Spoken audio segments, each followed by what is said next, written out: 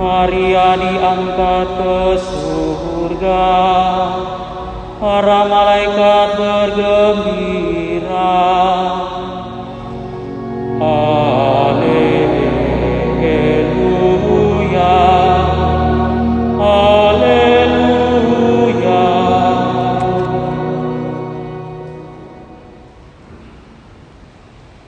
Tuhan sertamu.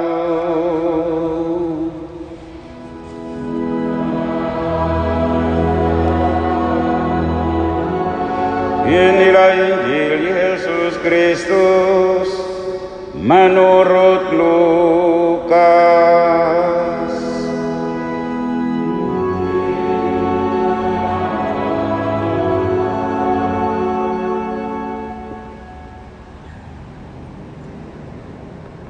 Beberapa waktu sesudah kedatangan malaikat Gabriel, berangkatlah Maria dan bergegas menuju sebuah kota di pegunungan Yehuda. Di situ ia masuk ke rumah Zakaria dan memberikan salam kepada Elisabet. Ketika Elisabet mendengar salam Maria, melonjaklah anak yang di dalam rahimnya, dan Elisabet pun penuh dengan Roh Kudus. Lalu berseru dengan suara nyaring, "Diberkatilah engkau di antara semua perempuan dan diberkatilah buah rahimmu. Siapakah aku ini sampai ibu Tuhanku datang mengunjungi aku? Sebab sesungguhnya ketika salammu sampai di telingaku, anak yang di dalam rahimku melonjak kegirangan. Berbahagialah ia yang percaya, sebab firman Tuhan yang dikatakan kepadanya akan terlaksana." Kira-kira 3 bulan lamanya, Maria tinggal bersama dengan Elisabet, lalu pulang ke rumahnya. Demikianlah Injil Tuhan.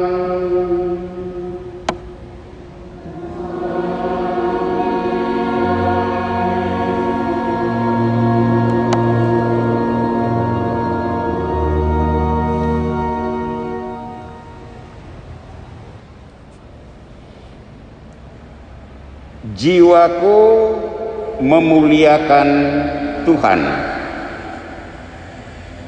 Magnificat anima mea Dominum. Dan hatiku bergembira karena Allah juru selamatku. Et exultavit spiritus meus in Deo salutaris meo. Injil Lukas bab 2 ayat 46 sampai 47. Bapak-bapak, ibu-ibu, saudara-saudari umat kuasi paroki Santa Cecilia yang Tuhan kasihi. Menyangkut pokok permenungan hari ini, Maria diangkat ke surga dengan jiwa dan raga. Ini sebuah pokok yang penuh perdebatan. Perdebatan antara gereja Katolik dan gereja Protestan. Orang Protestan alergi mendengar ini, Maria diangkat ke surga dengan jiwa dan raga. Orang Katolik karang-karang ini dari mana? Apakah itu ada dalam kitab suci? Dan orang Katolik bilang ada. Orang Protestan tanya, kalau ada di mana? Coba tunjukkan. Ayo, saya akan tunjukkan. Dan orang Katolik itu mulai membuka kitab suci dari kitab Genesis, Kejadian, halaman per halaman dia baca sampai halaman terakhir kitab Wahyu. Ternyata tidak ada. Tidak ada. Itu kan begitu orang Protestan itu bilang. Betul kan? Tidak ada. Baru Kenapa kamu karang-karang begini? Orang Katolik yang hanya tahu menghayati pesta hari ini, dia hanya meyakini kebenarannya, tetapi tidak mampu untuk menerangkannya kepada saudaranya yang dari gereja Protestan. Akhirnya dia hanya tunduk dan pergi menghilang. Untuk bisa mempertemukan dua gereja ini, Katolik dan Protestan, menyangkut pokok ini dan ada beberapa pokok lain lagi. Saya mencoba untuk menghubungkan dua pemikiran ini, dua gereja, pemikiran dari dua gereja ini. Pertama, mari kita lihat dulu latar belakang pemikiran titik berangkat. Mengapa orang Katolik punya keyakinan itu? Mengapa orang Protestan menyangkal? Mari kita lihat alasan masing-masing. Pertama, Protestan. Sejak Martin Luther, seorang pastor, mantan pastor yang jadi pendeta dari Ordo Agustinian, mengeluarkan 3 pilar pegangan kebenaran bagi gereja Protestan. Pertama, sola fide, hanya iman yang menyelamatkan. Iman model apa tidak pusing, yang penting hanya iman yang menyelamatkan. Satu. Kedua, sola gratia, hanya rahmat Allah yang menyelamatkan. Kita selamat itu hanya karena rahmat Allah, bukan karena apa-apa, rahmat doang. Sola gratia. Dan yang ketiga, sola scriptura, berkaitan dengan hari raya hari ini. Yang ketiga ini, sola scriptura, hanya kitab suci yang kita pegang. Artinya, apa yang tertulis dalam kitab suci, itulah yang kita imani, kita yakini, kita pegang teguh. Di luar dari itu tidak boleh. Dari sini kita faham mengapa orang Protestan begitu getol sola scriptura. Lalu bagaimana orang Katolik menjawabnya? Mohon perhatikan baik-baik. Sejak masa Yesus sampai saat ini, kita di SP2 tahun 2020 ini, gereja menjalani apa yang disebut tradisi. Bukan sembarang tradisi suci. Dan kitab suci berawal dari tradisi lisan. Dan akhirnya ada tradisi tulisan. Sampai di sini harap umat masih ikuti. Maka gereja Katolik mengatakan bahwa ada 3 pilar yang harus dipegang oleh orang Katolik. Yang pertama, kitab suci tentu. Itulah sabda Allah yang tertulis. Dari mana sumbernya? Ya dari tradisi. Ya, kitab suci sebagai sabda Allah yang tertulis. Yang kedua, itulah tradisi suci, sabda Allah yang tidak tertulis.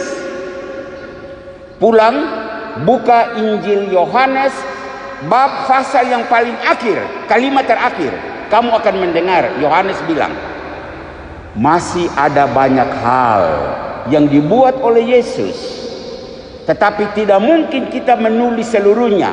Sebab kalau menulis seluruhnya, dunia ini tidak mampu untuk menampung seluruh ajaran dan perbuatan dari Yesus. Artinya apa? kitab suci bukan segala-galanya. Ya. Tuhan Allah lebih besar, Tuhan Allah lebih luas dari sekedar kitab-kitab yang ditetapkan oleh gereja sebagai kitab suci. Dan gereja Katolik meyakini sabda Allah itu ada di dalam tradisi suci. Yang ketiga, dari yang pertama kitab suci, kedua tradisi, yang ketiga magisterium, itu kuasa mengajar gereja. Tradisi mana yang betul, tradisi mana yang benar, magisterium yang mengawasi, menjaga, mengatur, menata supaya jangan masing-masing jalan sendiri. Kitab suci, tulisan mana yang benar, tulisan mana yang disebut sabda Allah, magisterium yang menentukan. Dan magisterium itu, maaf, gereja-gereja Protestan tidak punya. Hanya ada di gereja Katolik. Itu sebabnya kita mengerti mengapa saat ini ada ratusan bahkan ribuan denominasi gereja. Karena apa? Dua majelis berkelahi. Sudah, kopu gereja sendiri, sapu gereja sendiri. Masing-masing mengembangkan ajarannya. Tidak ada yang mengatur. Sementara Katolik, dua kombas berseteru, Dewan Paroki turun tangan. Dewan Paroki berseteru, pastor turun tangan. Para pastor berseteru, uskup turun tangan. Para uskup berseteru, paus turun tangan. Ada sebuah hierarki di mana ujung-ujungnya adalah kuasa mengajar gereja untuk merangkul dan menenteramkan semuanya. Sampai di sini harap umat masih ikuti. Sekarang kita masuk kepada konteks. Minta maaf, khotbah ini berupa pelajaran supaya Anda tahu. Jangan seperti orang Katolik tadi, disuruh tunjuk dan tidak ada, langsung menghilang. Hadapi dong, bilang ada. Dan sore ini pastor menunjukkan bahwa itu ada dalam kitab suci. Nah, Maria diangkat ke surga hari raya hari ini, itu tradisi dalam gereja Katolik, tetapi punya dasar kitab suci. Sekarang pastor mau kasih pelajaran tentang itu. Ya, keyakinan Maria diangkat ke surga di gereja Katolik disebut dogma. Ya, dogma. Pernah mendengar itu ya, dogma. Dogma itu ajaran resmi pimpinan gereja yang mewajibkan, tentu atas dasar tradisi, atas dasar kitab suci. Nama dogma itu adalah Munificentissimus Deus, Allah yang murah hati. Itu berupa sebuah konstitusi apostolik oleh Paus Pius ke-12, diumumkan tanggal 1 November 1950. 50? Baru 70 tahun lalu dong. Gereja baru karang.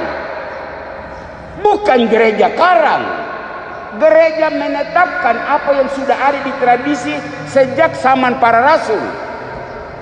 Paus Pius ke-12 hanya menetapkan sebagai dogma. Isi dari dogma itu diungkapkan secara indah oleh Konsili Vatikan kedua.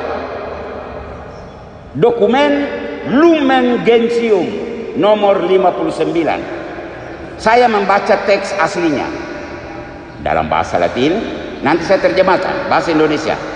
Nah, bahasa Latinnya Immaculata Virgo, perawan yang tak bernoda, ab omni originalis culpe labe, preservata immunis, yang tak pernah terkena oleh segala cemar dan dosa asal. Expleto teristis vitae cursu. Sesudah menyelesaikan perjalanan hidup di dunia ini, corpore et anima ad celestem gloriam assumpta est.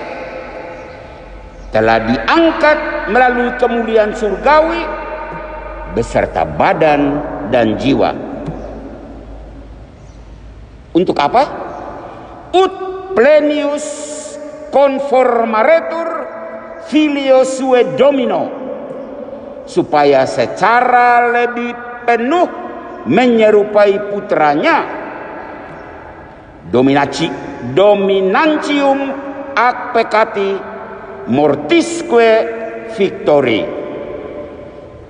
Tuhan di atas segala Tuhan, mengalahkan dosa dan maut.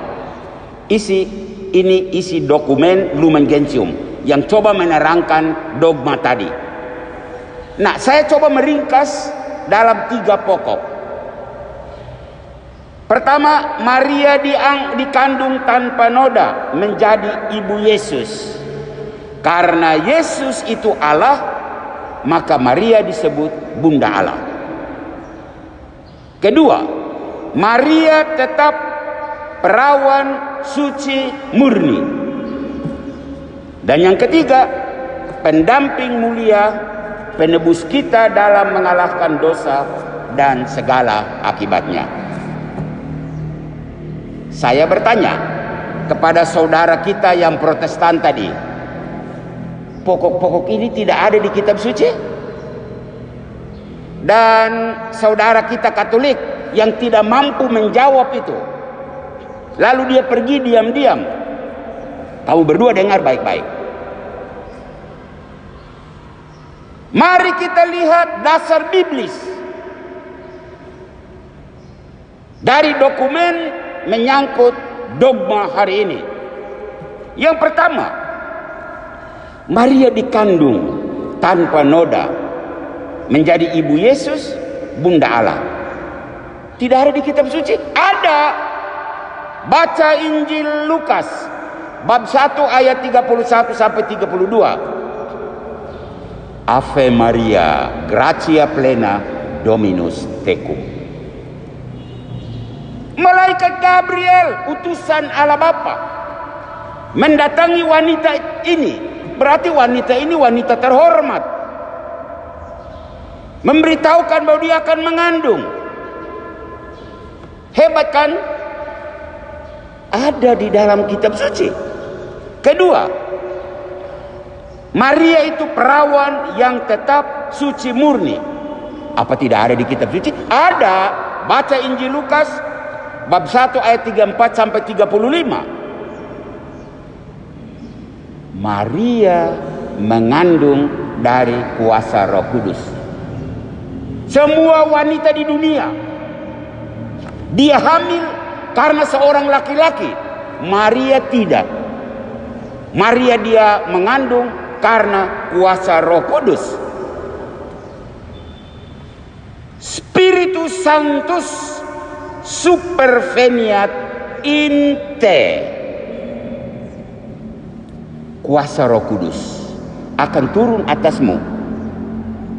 Kata malaikat itu terhadap Maria yang bilang, tetapi saya mengandung tapi saya belum kenal seorang laki-laki.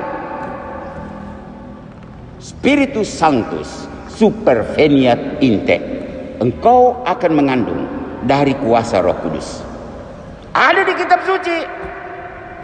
Yang ketiga, pendamping set mulia penebus kita, Yesus Kristus, dalam mengalahkan dosa dan segala akibatnya. Maria itu sangat menyatu dengan Yesus. Sejak Yesus menjadi buah rahim, dia tinggal di mana? Bukan di pohon, bukan di dalam perut gajah, dalam perut seorang perempuan, dan itu Maria. Di dalam rahim Maria, melekat di dalam tubuh Maria, Apa yang dimakan oleh Maria itu dimakan oleh bayi Yesus. Darah daging Maria menjadi darah daging Yesus. Biologis. Sesudah itu Yesus dilahirkan di Bethlehem. Maria ada di sana. Sepanjang 30 tahun Yesus hidup di dalam kesendirian, dalam kesunyian. Maria ada di sana. 3 tahun Yesus berada di depan umum, Maria ada di sana. Sampai terakhir di puncak Golgota, di bawah kaki salib, Maria berdiri di sana. Sampai bangkit, naik ke surga, lagi-lagi Maria ada di sana bersama para rasul menyaksikan Yesus naik ke surga. Pendamping setia Yesus Kristus dalam seluruh sejarah keselamatan. Hebat sekali perempuan ini. Nah, atas dasar itu, kesimpulannya, atas dasar telaah Alkitab dan berdasarkan praktek tradisi sejak zaman para rasul sampai detik ini, magisterium, kuasa mengajar gereja, dia menetapkan apa? Pertama, tubuh Maria yang suci tidak pantas tertinggal di dunia dan hancur busuk dimakan ulat. Sama nasib dengan tubuh manusia berdosa menunggu pengadilan akhir. Kita, manusia yang lain, meninggal, tubuh kita masuk di kubur, dimakan ulat. Lalu tinggal di sana sampai pengadilan akhir zaman. Baru tubuh itu dibangkitkan untuk diadili. Magisterium bilang itu tidak berlaku untuk Maria. Yesus pasti tidak rela. Yesus tidak akan membiarkan ibunya dimakan ulat. Kemudian pada pengadilan akhir, mamanya berdiri seperti orang berdosa pada umumnya dan siap untuk diadili. Tidak. Kuasa mengajar gereja mengatakan tidak. Maria tidak selevel itu. Tubuhnya yang suci murni itu, saat itu dia berada di surga. Maria pantas dan layak mendampingi Yesus, buah kandungnya, di surga. Bukan hanya dengan jiwa, tapi dengan badan. Karena mereka berdua selama di dunia sudah bersatu. Itu pengajaran dari magisterium atas dasar tradisi, atas dasar telaah kitab suci, maka menghasilkan dogma hari ini. Saya berharap Anda yang hadir misa ini mampu untuk bisa menerangkan itu. Kalau orang bertanya atau mengatakan gereja Katolik mengarang dogma hari ini.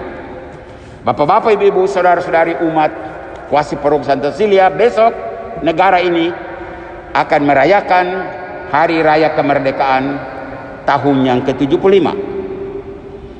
Bangsa ini mengalami begitu banyak problem dan masalah. Banyak orang punya nasib terpuruk. Dibutuhkan orang-orang figur Maria seperti dalam Injil yang kita dengar. Elizabeth punya nasib malang. Maria yang penuh dengan Roh Kudus.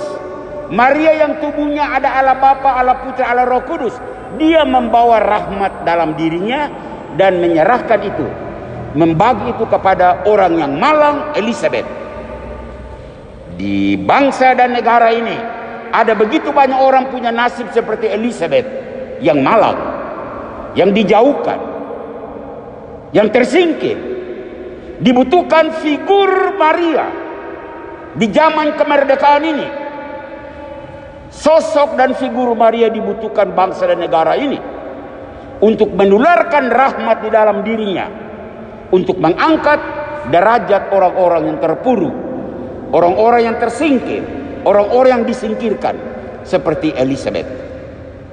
Marilah kita berusaha, putra-putra Maria. Jadilah figur Maria. Kita juga dalam saat pembaptisan, kita mendapat karunia Bapa, Putra, Roh Kudus ada di dalam diri kita seperti Bunda Maria.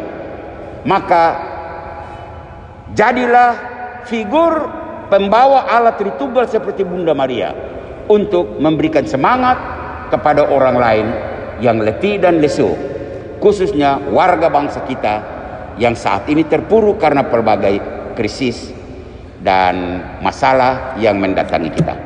Tuhan memberkati kita, memberkati keluarga-keluarga kita. Tuhan memberkati kuasi paroki kita yang saat ini dalam perjalanan menuju paroki yang definitif. Amin. Kita hening sejenak untuk merenungkan firman Tuhan ini.